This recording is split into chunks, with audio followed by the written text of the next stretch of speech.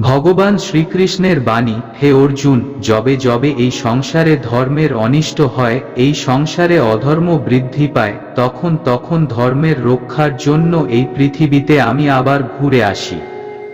যে ব্যক্তি পঞ্চ কর্মেন্দ্রিয় সংযত করেও মনে মনে শব্দ, রস আদি ইন্দ্রিয় বিষয়গুলি স্মরণ করে, সেই মূঢ় অবশ্যই নিজেকে বিভ্রান্ত করে এবং তাকে মিথ্যাচারী ভণ্ড বলা হয়ে থাকে। যে ব্যক্তি পঞ্চ কর্মেন্দ্রিয় সংযত করেও মনে মনে শব্দ, রস আদি ইন্দ্রিয় বিষয়গুলি স্মরণ করে, সেই মূঢ় অবশ্যই নিজেকে বিভ্রান্ত করে এবং তাকে মিথ্যাচারী ভণ্ড বলা হয়ে থাকে। সজ্জন ব্যক্তি আরও ভালো চরিত্রের সজ্জন ব্যক্তির সাথে, নিজ ব্যক্তি আরও নিজ চরিত্রের ব্যক্তির সাথেই থাকতে চায়। স্বভাব দ্বারা জন্ম যার যেমন প্রকৃতি হয়, সে তার সেই প্রকৃতিকে কখনোই ছাড়ে না। যদি কোনো ঘটনার মানুষ ভয়প্রাপ্ত হয় তবে তার পরাজয়ই হয়, আর যে মানুষ সব হারিয়েও শান্ত আর একাগ্র থাকে সেই জয়ী। তোমার কি চলে গেছে? যে কারণে তুমি কাঁদছ, তুমি কি নিয়ে এসেছিলে? যা তুমি হারিয়ে ফেলেছ, তুমি কি সৃষ্টি করেছিলে যা নষ্ট হয়ে গেছে? তুমি আসার সময় কিছু নিয়ে আসোনি, যা নিয়েছ এখান থেকে নিয়েছ। যা দিয়েছ এখান থেকে দিয়েছ। যে প্রাণী লোভ, মায়া, ক্রোধ, অশান্তি, ঈর্ষা থেকে মুক্তি, আমি তার মধ্যে বিরাজ করি। সকলেই মায়াজাত গুণসমূহের দ্বারা প্রভাবিত হয়ে অসহায়ভাবে কর্ম করতে বাধ্য হয়, তাই কর্ম না করে কেউই ক্ষণকালও থাকতে পারে না।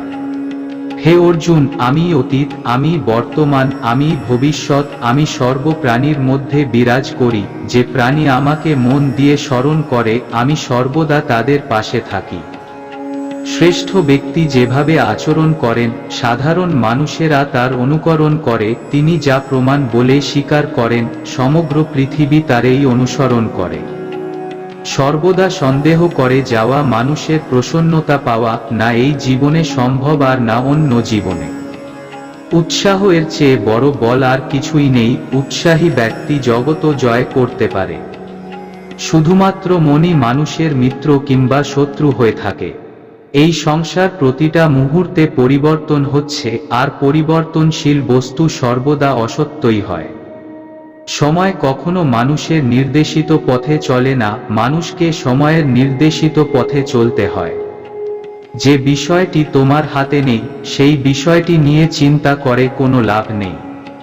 অগ্নি যেমন ধূম দ্বারা আবৃত থাকে, দর্পণ যেমন ময়লা দ্বারা আবৃত থাকে, অথবা গর্ভ যেমন জরায়ুর দ্বারা আবৃত থাকে, তেমনি জীবাত্মা বিভিন্ন মাত্রায় এই কামের দ্বারা আবৃত থাকে।